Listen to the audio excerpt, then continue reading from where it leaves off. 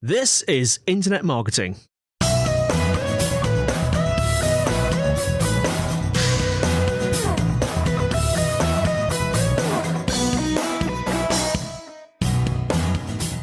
Hello and welcome to the Internet Marketing Podcast brought to you by SiteVisibility.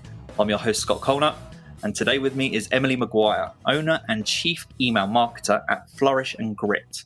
And we're going to be talking about uncovering hidden revenue in your email lists. So welcome to you, Emily. Thanks for coming on. Thanks for having me. Super excited to be here. Oh, thank you so much. We've just been talking just before we started recording. It's a big day today as we're recording in the US for the US election. So this is a welcome distraction from all the mania in the world today. And hopefully it is for our podcast listeners whenever you listen to this too. I'm really excited to talk about this topic. But before we go in depth into email marketing, can you please provide a little bit more about your background and your experience to our listeners? Absolutely. Yeah. So I live in near Detroit in the US, in Michigan. And I have been doing only email marketing for the past 6 years. I was a digital marketing generalist before then and got email thrown on my plate like most people, told to figure it out. And so I figured it out and found out I loved it because it combines those two pieces that I appreciate working on, which is the analytical strategic piece and also the creative fun part, the copywriting, design, all that kind of stuff. And I worked in-house for a few brands, mainly in the e-commerce, retail, specialty foods space. And then I was actually living in the southern United States at the time and moved back home to Michigan after I had my son, was looking around for a job, the job, not just any job, and wasn't finding the right fit. So I made my own job because all I want to do is email marketing. I don't want to do the SEO, blogging, social media stuff on top of it. I really enjoy being able to do one thing really well, really dig deep into something. And so I found that with email. So since then, I've worked with so many clients in the tech space, with SaaS products, clients as small as consultants or Etsy shops, all the way up to businesses, large e-commerce businesses that bring hundreds of millions of dollars in revenue in. And all along that way, I have sent thousands and thousands of email campaigns, made every mistake imaginable, which are sometimes the best lessons, right? And earned my clients millions of dollars in revenue from email campaigns alone. So it's been a fun journey, and I keep learning and helping my clients learn email as well. I already have lots of questions for you based off of your background. So thanks for that great introduction. Yeah. Well, my first, I guess, and I hadn't really thought about this much until you've just mentioned it, but you said you worked with everyone from Etsy stores to kind of larger corporations. Would you say that the fundamentals of email marketing remain the same regardless of business size, or do they change dramatically from the smaller businesses to the large corporations? That's a really great question because shockingly, the foundations are the same. And when I go into a client I start working with a client who either is maybe starting from scratch, they have no email marketing program, or maybe they have one already going, I ask the same questions and I typically get the same response. And those major questions are, what are your goals for your email campaigns and your email program at large? Shockingly, a lot of teams or individuals do not have specific goals in mind, which for me, that helps A, focus the content and the types of campaigns you want to send out, and B, helps you measure them correctly, so that you know what was and was not a successful email campaign. That is a fundamental piece that I find even large businesses don't have. And the other one is having clean data. So having a database that is organized well enough so that you can start segmenting and sending personalized content. It's not, I have gone to big companies and it's a mess, right? So either I'm building it from scratch or I am I'm rebuilding one from scratch, right? So Mm. those two fundamental elements, those have to be in place in order to have a successful email program, in my opinion.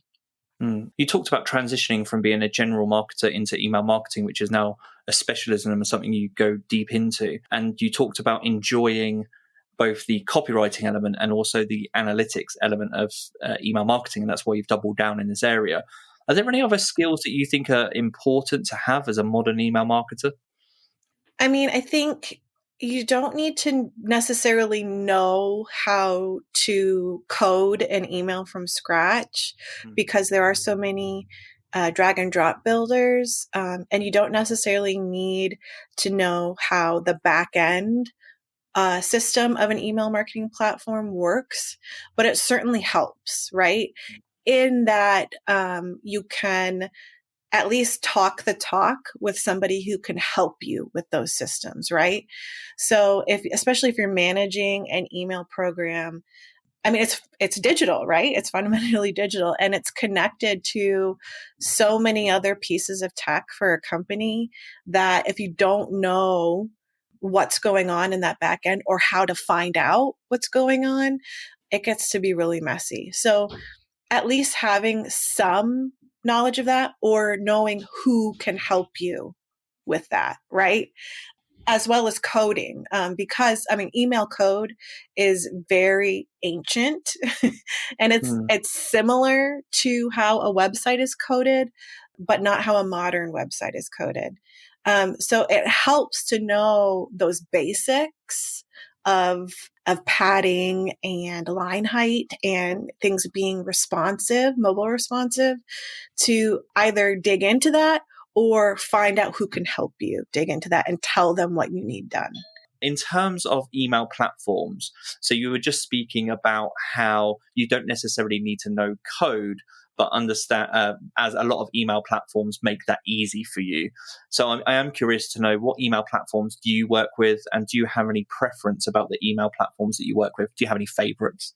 Yeah, so I think, depending on your industry, so in the B2B world, email marketing looks different than in the B2C world or e-commerce. So if you're working at a B2B company or with a B2B company, I highly recommend ActiveCampaign.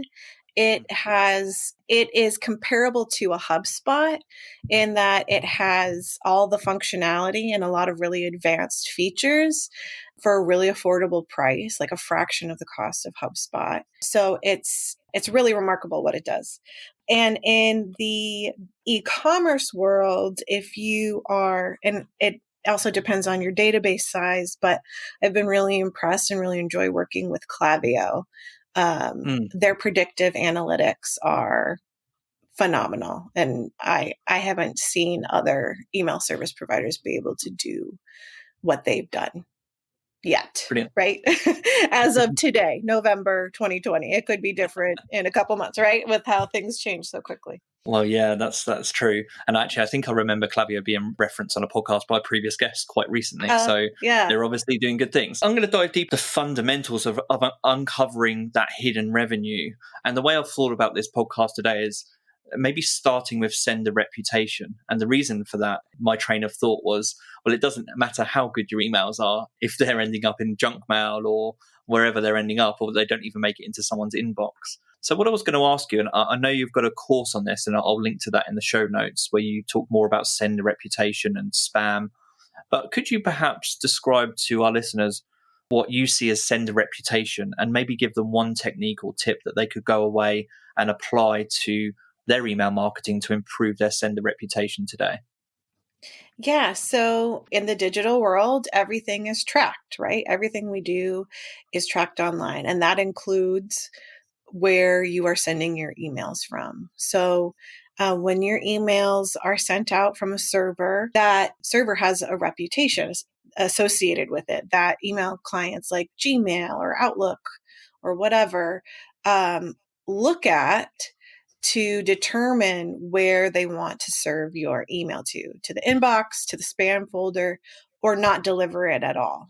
So that reputation is determined by a lot of factors, including how engaged people are with your emails. Are they opening them? Are they clicking them? How often you're emailing. If you're only emailing once every 3 months, and then send another email a month later, like it's very sporadic and it doesn't look safe. And just a host of other factors to consider, including how old is the server or the IP address that you're sending your emails from. If it's brand new, that can look a little, like a bot almost, right? So those are just a few factors.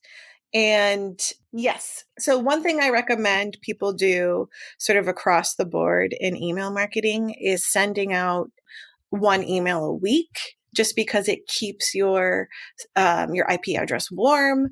It keeps people engaging with your emails, opening or clicking, and at minimum, just being consistent. So if maybe one email a week isn't practical for the resources you have, then once a month, right? So just being consistent with that. Another place to go and look at your sender reputation, there's a tool called Glock Apps. You can look at, they have what they call seed lists. So these are email addresses that or inboxes they can monitor to see where your email is ending up. So is it being delivered at all? Is it making it into the inbox or the spam folder? And so that's a tool I use to check out any potential issues that could be going on with somebody's sender reputation. Following my train of thought now, if you make it from junk mail into someone's inbox, one of the things that we hear most as marketers is about the importance of personalization. And I feel like, just as an observer, I'm not an email marketing specialist, but I've seen this kind of peak era of personalization in email marketing, and now I see it everywhere. And so one thing I'm curious about is, from your personal perspective, do you still see the results of personalization, particularly in email subject lines and click-throughs, or is it becoming less effective because it's so saturated now? So in terms of personalization, I hate this because I feel like it's the answer I give everybody. It depends. Okay. We're marketers. We're allowed like 5 of those a year. Exactly. 5 of those. Okay. So Yeah. I've surpassed my quota, I think.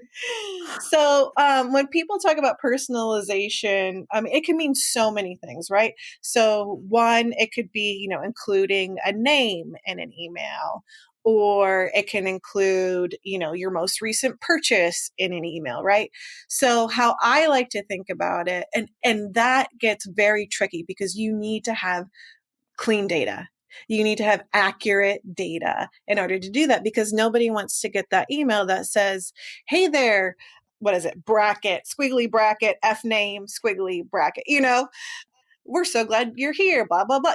Like that just comes off as impersonal and Yeah. unattractive. So how I like to do personalization, and it's one that I coach a lot of clients through, is personalization along somebody's customer journey, right? So bare minimum, segmenting your list of people who are current customers versus people who have never purchased from you. Mm-hmm. Right? Because you're going to talk to those two audiences very differently. And you're also going to give them different offers, different incentives to move forward in their buying cycle with you. And you might have different goals for those two segments too, right?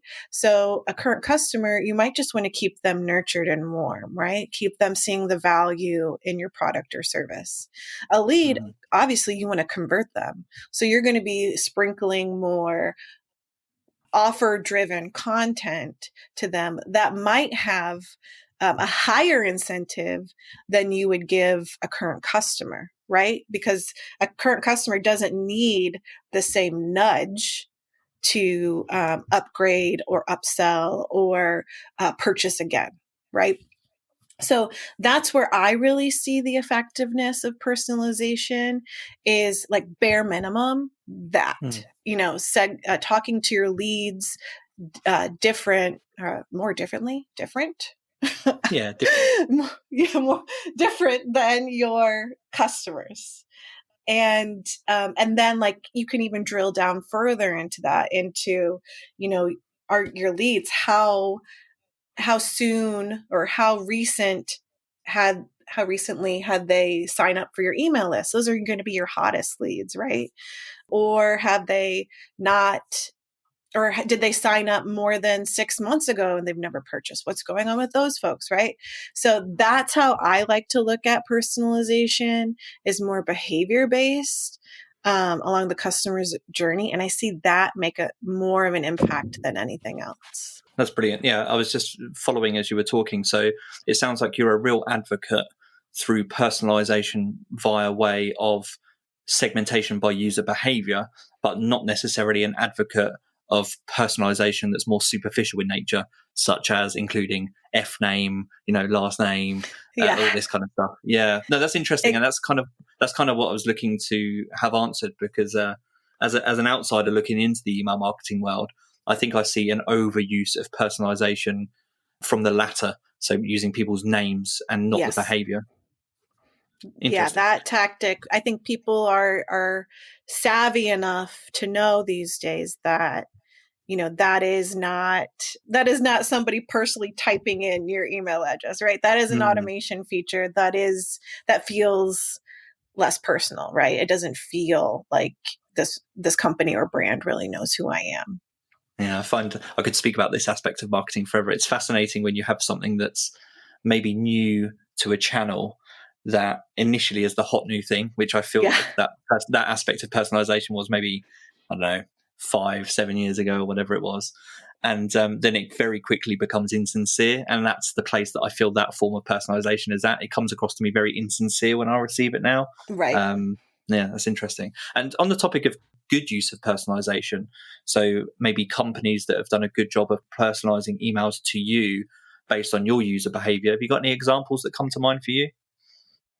So in the e-commerce world, I always find it fascinating when I see in the email a section where they'll include my recently browsed items. I think that's really powerful and impactful. Either you recently browsed or any items you still have in your cart, what they call abandoned cart types of campaigns. So you might have a campaign that's specifically devoted to that, or you can just include that block of browsed or abandoned products in an email. I think that's pretty brilliant and a really not easy tactic, but it's not as complicated, right? And it can apply to almost anybody on your list. So that I see really interesting. And in the B2B world, it's very similar. So if you go browse a website and are looking at particular articles or particular offerings or products, those follow-up emails after I've looked at those things are typically really powerful because they can speak to what they know about their customers based on their current customer research and what you've been browsing on their website. So I always love a follow-up email with, here's more content you might enjoy, or hey, do you want to talk to somebody to get a demo kind of thing. Those are really powerful. And on this topic about tools or services or features that make that process a lot easier, and particularly for personalization, are there any, I'm going to say tools, services, or add-ons, because I know it varies for each platform, but that stand out to you as particularly useful when it comes to personalization? Yeah, I mean, really, when it comes to personalization, just making sure your email service provider can do a deep data integration with whatever behavior you want to know, right? So whether that is what people are browsing on your website, or can it integrate with your e-commerce platform and be able to pull orders and browsing behavior or browse products directly into your campaigns. And that's something that I see a lot of people don't look at when they're choosing an email service provider. They don't think about, okay, well, will this work? And will will this be able to give us the data we want to send the kind of campaigns we want to send? And so like that, to me, that's huge. And that's something I talk to all my clients about, is when we're talking about what tools they currently use and what they want to send to their email service provider to be able to then customize and personalize emails. Like, for example, in the B2B world, this is a really big one, call scheduling tools. Mm. So that is really powerful. Like a Calendly, can you pull that data into your email service provider to say, hey, this person has booked a call with us. Does that mean, and what does that mean about particular campaigns we're either currently sending? Do we need to stop any? Or do we want to send new campaigns to them, right? So that's the really big thing I recommend people do. Brilliant. That's some great advice. Thanks for that.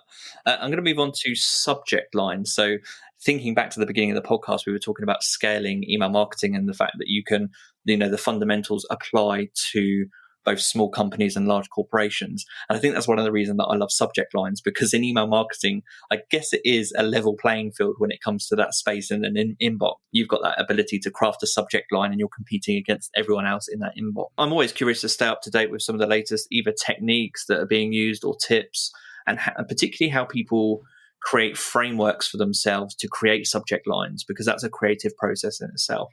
So I'm just curious to start off there. Are there any techniques that you know that are effective, that are maybe particularly hot right now or have been consistently useful over a long period of time? Yeah. So first of all, using the word you in a subject line is very powerful. And I've seen stats where it's supposed to allegedly boost open rates by like 30% or something like that. And it also helps you, in my experience as doing copywriting, it helps me reframe how I'm speaking to my audience from a user-centered experience as opposed to a company-centered one, right? Because nobody cares that, company ABC has great new products. We have great new products. Like, who cares?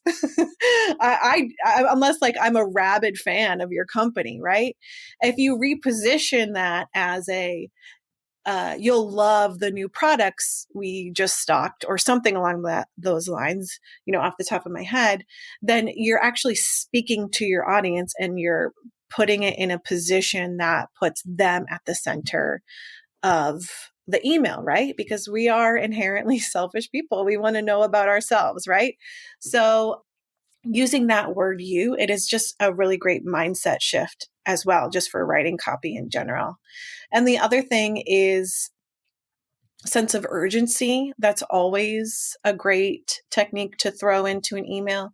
Don't assume that people are going to realize that an offer or service or event you are throwing is happening soon, right? People don't have the same sense of urgency as you do. So making that explicitly clear.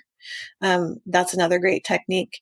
And then the last one I'll mention is throwing in benefits or outcomes, right? This is another copywriting perspective where, again, you want to show people that what's in it for them, that age-old copywriting technique. What's in it for me? So throwing in the benefits or potential outcomes of opening the email is always going to strike a chord.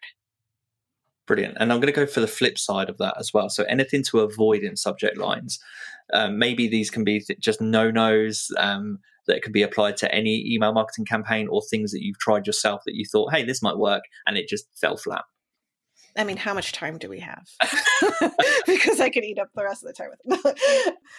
So no-nos. So this is something I have seen people do, and it's also the pitfall of focusing on open rates as your primary metric of success for an email campaign, is people get really, I don't even want to say creative with trying to just get somebody to open an email, right? Right. So I've seen people use a tactic where, your order is waiting or your order is confirmed. There was no order. And so you're confused and you're like, wait, what? I don't remember doing this. So you open the email and it's just a tactic to get you to open the email, and they want you to place an order, right? That's really misleading and making people feel like they've been tricked to open your email is not a good experience or feeling for a subscriber. So I've seen people make decisions like, oh, that subject line clearly worked because it has a huge open rate. But what they neglected to look at were the unsubscribe rates, right? So you may have gotten a huge open rate because you got people to open, but you might have also upset them. And now you have a huge unsubscribe rate from that current email, right? Another thing is that I see, especially in the B2B world, where for some reason there is this idea that the sender name, this is something that I also see people neglect, is the sender name of your email campaigns. That makes a difference, right? The first thing people look at is who's the email from, and then what's the subject line. And so there is this trend or practice where people put just somebody's personal name as the sender name. So maybe a sales rep, first name, last name. And it's like, I don't know who that person is.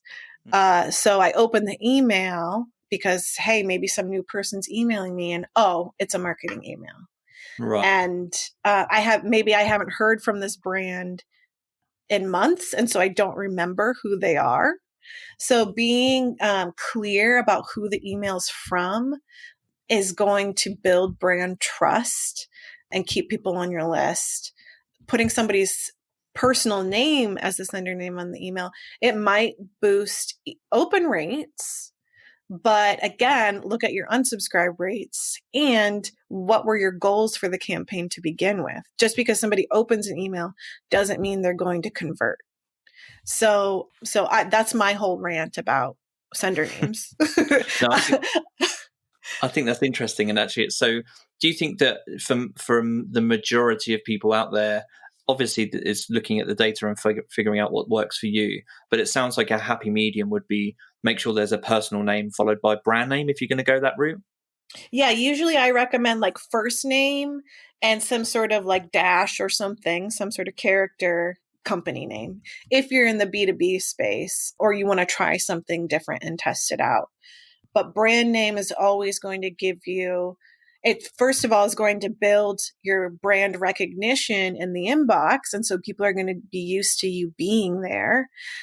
Because that's another thing people don't recognize. Unless you're some household name, and people are not going to remember who you are, right? Our attention spans are very short in digital marketing. And so you have to build brand recognition in the inbox like you have to do anywhere else. Yeah. On the topic of emojis, they seem to be a controversial topic within email marketing and the use of emojis. What's your stance on them? Do you like the use of them? Do you not? Do you hate them? I mean, if it fits with your subject line and your tone, your brand voice, then for sure do it. I haven't seen, so I've tested dozens, if not hundreds of subject lines, and I haven't seen 9 times out of 10, the results are flat, including an emoji. And so it depends on what your goals are, and I don't think it necessarily hurts anything as long as, again, it fits with your content and your brand. That makes sense. So it's fair to say you've seen no evidence to suggest that emojis will massively increase your click-through rate. And so really it comes down to look at your own data, see if they work for you, and also consider your own brand. Exactly. Yeah. And it varies from, brand to brand, from campaign to campaign. So does it make sense for you and your customers? Brilliant.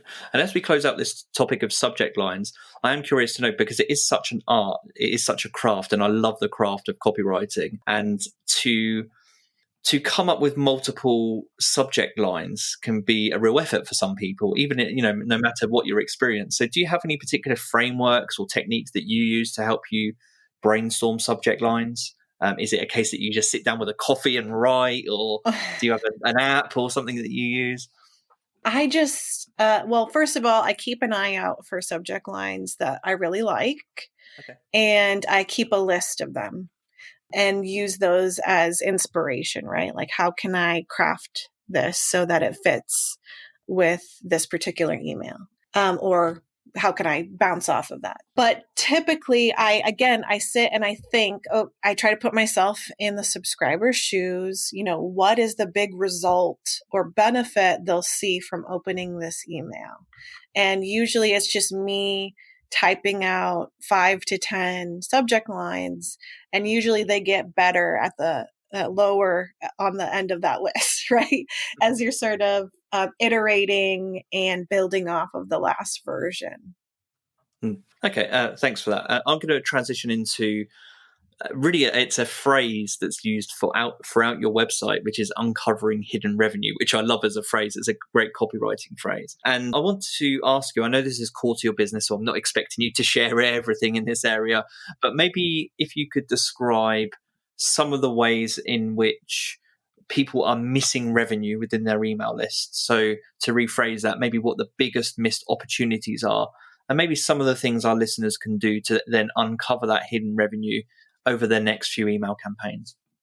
Yeah, I think the biggest one, and I feel like this idea has been percolating for me for a while, and I finally have a word to frame it, which is repetition. So I think that people assume when you send out any kind of campaign that somebody will look at that email or whatever and say, okay, yes or no, I want this.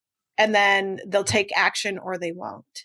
But often somebody's buying decision cycle can be longer than that. So reiterating or repeating things in your email campaigns is going to reap huge rewards. That includes, don't assume that everybody knows exactly every service or product you offer that might be beneficial to them. So that might look like, at the bottom of every email, include your most recent special offer, right? Or your most popular package, or your customer favorites of the products you sell, right? So giving people the option to explore your products or services on every email you send. Obviously, if it's tone deaf, if you include that in there, don't do it. But having that way to become a customer in every single email you send is going to reap huge rewards for you, because again, the mistake I see a lot of people make is they use email as a primary content pushing platform, right? They're like, read this latest article, look at this latest update for our company, whatever it might be, but they don't help people become a customer. They expect you to go find that information, which is putting the burden on the subscriber. So including some kind of call to action to nurture that subscriber down your sales cycle is going to reap huge benefits. And even just sending out the same email a few different times, right? If you're launching a new product or a new service, or you really want to push a product or service, come up with a series of emails that you're sending out. Don't just dedicate one email to one shot, right? Like, that's not how people work. That's not how they behave. Yeah, that's particularly interesting in the world of e-commerce. I'm just thinking it through myself as a customer, is that I see lots of product launch emails, such as we've launched this thing today, but I don't see so many companies doing the anticipation emails up to that launch. So that's a really good piece of advice from you there. Yeah, or even just following up, like, hey, did you see that we launched this thing? Especially to people who may have clicked through the email but didn't convert.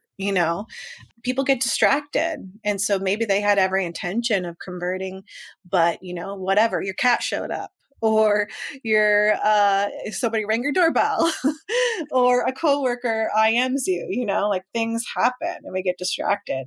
And often we're not going to be like, oh, I meant to buy something from that email, I better go back and find it. It's not how humans work. I wish I could remember it as well, because as you were talking, you reminded me of a study, and I think it was of a US e-commerce company, and I can't remember which one it was, but if I find it, I'll link to it in the show notes. But they were testing one-off emails in the e-commerce space. So they would just write one email to a customer, and it would be maybe to their customers based on user behavior for, say, their best performing product of the month. And rather than, as you said, using emails providing an kind of curated email update, they would just focus on these. They were basically transactional based emails to say, this is our highest selling product. This is why it's amazing. It was like a landing page, but in an email format. And they were doing that to drive revenue for their best selling products. And it helped them double their sales on their best selling products just by doing that through email marketing. So I think there's a lot of great advice in what you were just saying about uncovering hidden revenue by, number one, don't base new product launches particularly just on one shot. And number two, I think the thing that stands out to me based on what you just said is don't treat your email marketing campaigns as just a curated list of updates. Maybe think about it more, I don't know, maybe you can elaborate on this a bit, but maybe think about it more as if, what the amount of effort that people put into blogs and video content, maybe put that same amount of effort into their emails.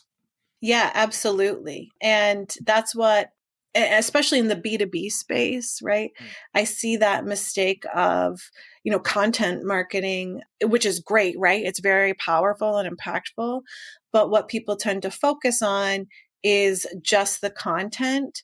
And they don't think about, okay, well, what if somebody reads this content, gets really excited, they've been thinking about working with you for a while, and they're ready right that moment after reading it, and you give them no instruction on how to take the next steps, right? So again, you're putting the burden on the subscriber to go hunt down your phone number or your demo request form or whatever it is, instead of guiding them to take the next step. And so you can't just keep throwing content out there expecting for people to, just kind of get it. Like, oh, they'll know what to do next. Like, you can't assume that about people. Like, always include instructions for how to take the next step, whether that's, booking a call or filling out a form or whatever that is. And on this train of thought, and to close out this podcast today, I'm curious to know, you must spend so much time, I'm assuming, in your inbox and just keeping track of email subject lines. You referenced that earlier. Is there anyone that does a good job of the things that you've just described? So that a company that does really well in uncovering their hidden revenue and getting people to transact through emails? Yeah. So in the e-commerce space, there is, people love the funny content that Shinesty puts out. They're kind of what they call those bro retailers or bro-tailers. Oh, I've not heard of those. What was the name, sorry? Shinesty. Okay. Yeah. And so they always have hilarious content, and their subject lines, they really play around with their sender names and subject lines so that you still know it's from them because you get used to their brand. Target is always the master of data and buyer journey. And so like, I'm always just like, my mind is blown with how well they know me and what I'm looking at on their website. Cause like, they're always sending me relevant content and offers and products that I'm just like, they know me, they're watching me. Oh my God. But this is so helpful. So I don't mind. But yeah, subject lines like that. And then, God, there's this other retailer that I just started following, or that I just signed up for their emails, and they sell dresses. Reformation. They have amazing subject lines and content, and they were doing such a great job when the lockdown initially happened. They were sending emails that were like, I know you're not going to wear any dresses out right now, but here you can browse online while you're waiting for the world to end, kind of stuff. So yeah, they're pretty great too. Actually, speaking on that, so I remember, I think I've seen a blog from you on your website about, I think it was on your website about pandemic-related communications. But do you think that people should change their communication style during the pandemic via email, or? What's your stance on that? I mean, what we learned from March, at least in the US, where we saw just floods of emails from CEOs about the response that particular brand was making to meet the demands of COVID. Everybody was just eye rolling like crazy. Like, I do not care that you're sanitizing your boxes before you pack them. I do not care that all your employees are remote, and they were very like brand centered emails, like, and the subject lines were even update from the desk of CEO guy. And everybody got pretty tired of those pretty quickly. So, and additionally, they were sending those emails to their entire list of people who, even if they haven't emailed those people in years. So to me, that says, like, you don't need to send an update email like that to everyone on your list, right? You can segment those to current customers or hot leads. You can also maybe not make it so brand centric, right? Which is like a problem I see often in email marketing anyway. So really think about how you are being of service to your customers during a crisis instead of what you think your stakeholders want to know, right? Yeah, just keeping it customer centric as always, I think will keep you on the good side of your customers, no matter what. Brilliant. Thanks for that. And my final question for you today is something that I was thinking about, how much you must sign up for email newsletters and going through that process. And I imagine your inbox is a pretty crazy place to be. And on that note, I was thinking, is there anything that you do in that space to make your inbox more manageable? And on that note, I'm thinking of things like, are you an inbox zero advocate? Yeah, any tools, services, frameworks that you use to manage your own inbox? Yeah, so I have an assistant, and when she started, I was like, I need help with my inbox. Please help me. But actually working with her made me realize, like, why am I signing up for all these emails on my email address? Like, what am I doing here? I don't need this. So I created a separate email address just for signing up for emails that I want to research or keep abreast of. So that's helped a lot. There's also burner email addresses you get, which I've also started using. So if I want to follow a particular email journey, I'll create a burner email address and just watch what they send that email. So that's how I do it. And I am an inbox zero person. Those notifications, the little number ticking up on my app, really make me anxious. So, but I actually use a tool. I actually started using a tool that you can manage your email with a team. So, which has really helped. So, I highly recommend that if you're in a similar position as me. Can you remember the name of that tool? I'm assuming not. Oh, you can. Yes, it's called Helpwise. That one I'm in every day. But yeah, and then I also started creating rules before my assistant made it very clear that it was out of control. I was creating rules and tags for particular types of emails that if it came from a certain sender, I would set it up in Gmail that, like, hey, tag it this, and just immediately archive it to that folder. But then that also got out of control. It's a process. No, I thought it might be. That's why I asked the question. So that was some fascinating advice. So thanks for that. And to close out the episode, how can people get in your inbox and connect with you? How can they get in front of you, Emily? Well, I am, not to brag, but I'm on the World Wide Web. You can find me. I do have a free action guide on how to boost your email open rates. That includes, some of the things we mentioned in this podcast. You can find that at flourishgrit.com/open. And I also hang out on LinkedIn a lot. So I post on there almost daily with all of my thoughts about email marketing and just work. So if you want to get inundated in your LinkedIn feed, come follow me or connect with me there. Thank you so much for coming on the podcast. That's been a really great episode. So thanks for your time and enjoy the rest of your evening. Thank you. Thanks for having me. Brilliant. Take care. Bye-bye.